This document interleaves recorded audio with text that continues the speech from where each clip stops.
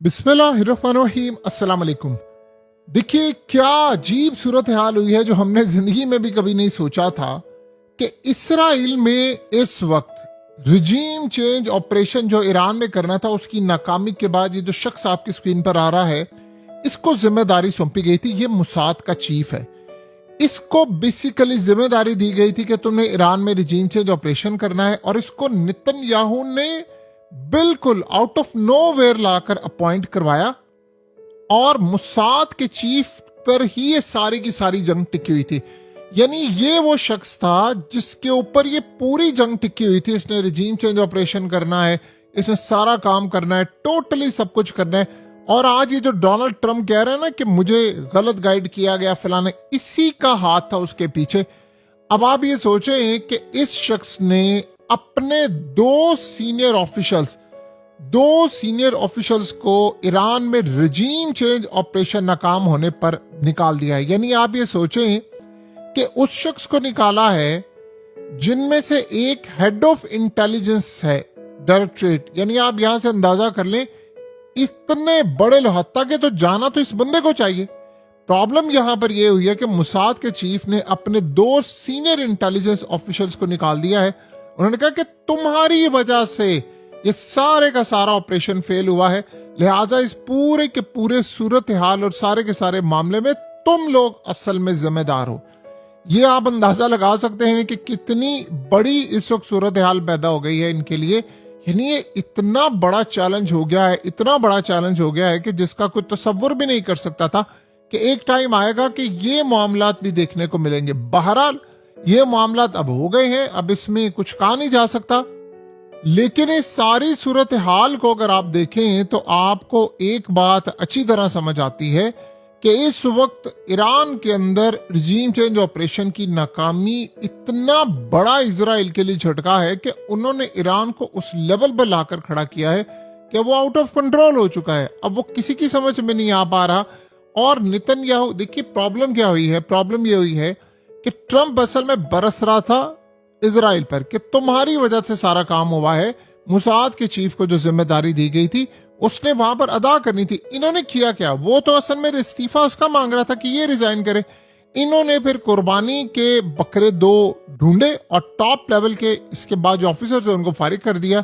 वरना हर बंदा जानता है कि प्लान किसका था, मनसूबाबंदी कौन करवा रहा था, नेतन्याहू करवा रहा था और ये बंदा था। देखिए एक ऐसे अफसर को आप फारिग कर देते हैं जिनका काम असल में उस लेवल का नहीं था। ठीक है वो सारा काम वो लोग करते हैं लेकिन जिम्मेदारी तो टॉप लेवल के बंदे की थी।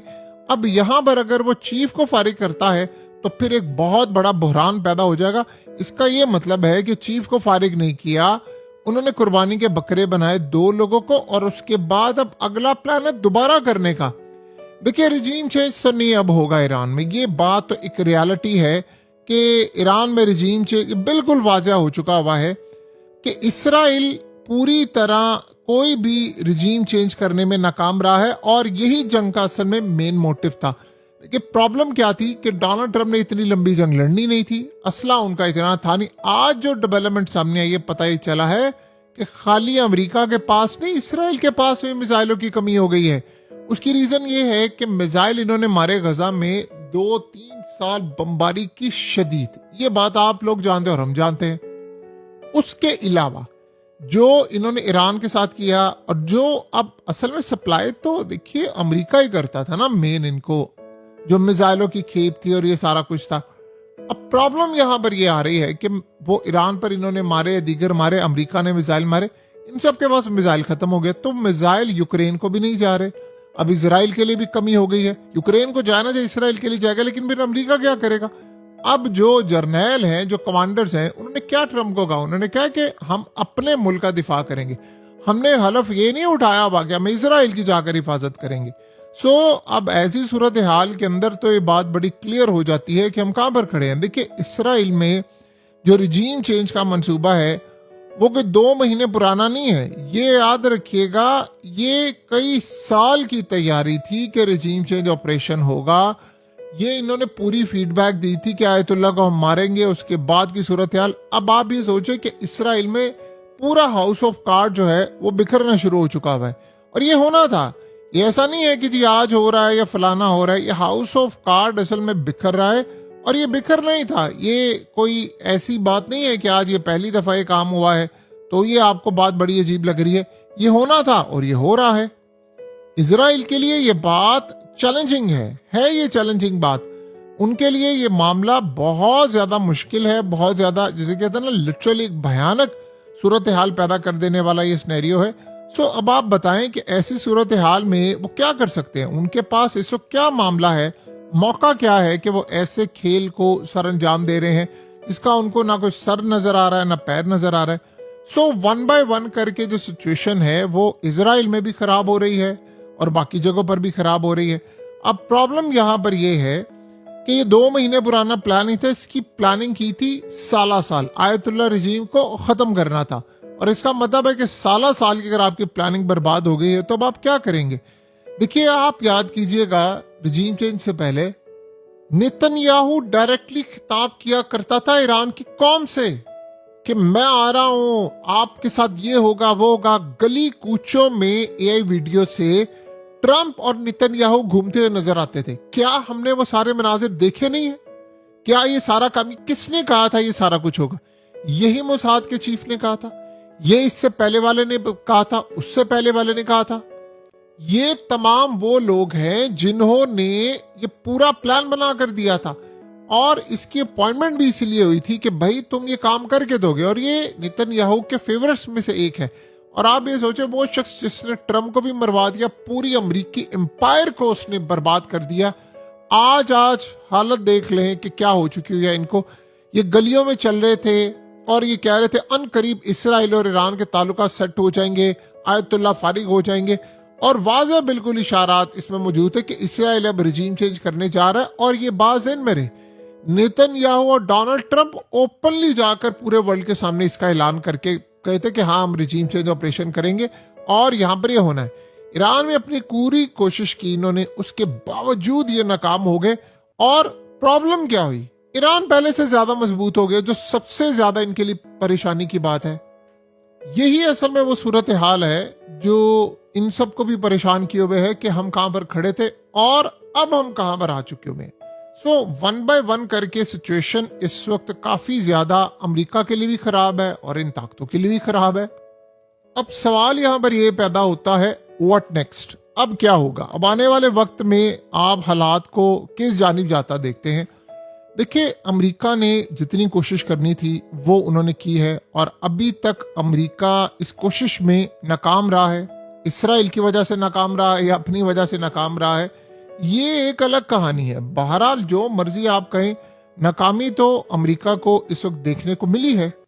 और अमेरिका ने इस पूरे खेल में एक चीज ऑब्जर्व की है पूरी तरह, और उनको ये बात अच्छी तरह मालूम हुई है कि हमारे साथ जो आने वाले वक्त की पोजीशन है, जो सूरत हाल है, वो कुछ ज्यादा हौसला अफजा नहीं है। देखिए, दुनिया के अंदर इस वक्त अमरीकी बॉन्ड्स को खैराबाद किया जा रहा है। अमेरिका प्रेशर डाल रहा है फॉरेन जो सेंट्रल बैंक्स हैं कि आप लोग मुकम्मल तौर पर पीछे हट जाएं। और उन्होंने कहा है कि जो रिजर्व में डॉलर्स रखे हुए हैं आपने उनको बेचना नहीं है। वो इंडिया को कह रहा है, जापान आपको पता 200 अरब डॉलर्स बेचने की तैयारी कर रहा है।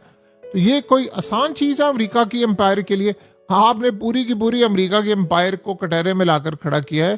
पूरी की पूरी अमेरिका की एम्पायर इस वक्त वजूद अपना खो रही है। तो ऐसी सूरत हाल के अंदर जब अमेरिकी एम्पायर का वजूद ही खतरे में हो, वहां पर आप क्या एक्सपेक्ट कर सकते हैं कि क्या कोई आपको बेहतरी की सूरत हाल नजर आएगी? क्या आपको कोई बहुत ज्यादा हौसला अफजा सूरत हाल नजर आएगी? ऐसा बिल्कुल भी नहीं होने जा रहा। और ये बात अमेरिका को भी पता थी। ये ऐसा नहीं है कि अमेरिका को नहीं पता थी कि जी ऐसा नहीं होगा वैसा। अमेरिका को ये बात बड़ी अच्छी तरह मालूम है कि हमारे पास क्या सूरत हाल है, इन तिलों में तेल कितना है। अब अमेरिका की फौज, अमेरिका की इस्टेब्लिशमेंट और अमेरिका की सारी जितनी एम्पायर है, वो इस वक्त अपना वजूद बरकरार रखने में फिलहाल तो आपको नाकाम नजर आती है। और ये सिचुएशन कितनी देर तक रहेगी, क्या इसका यानी बैकग्राउंड में क्या मामला चलेगा मजीद, ये कहना कबल इस वक्त होगा। लेकिन जो भी है, इसमें अमेरिका अब ज्यादा देर अपनी पोजीशन को सस्टेन करता हुआ फिलहाल आपको नजर नहीं आ रहा। और मुसाद के बाद अब प्रेशर बढ़ेगा, CIA चीफ को भी फारिग करें, पीट हेग्जेट को भी फारिग करें, जो इस जंग के हामी हैं उनको फारिग करें।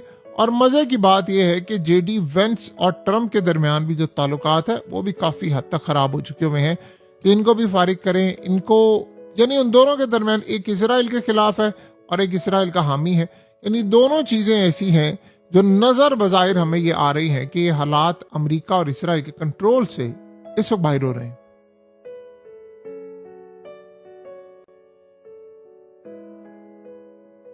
हकीकत टीवी को सब्सक्राइब करना मत भूलें, वीडियो को लाइक करें, शेयर करें और कमेंट सेक्शन में अपनी राय का इजहार जरूर करें।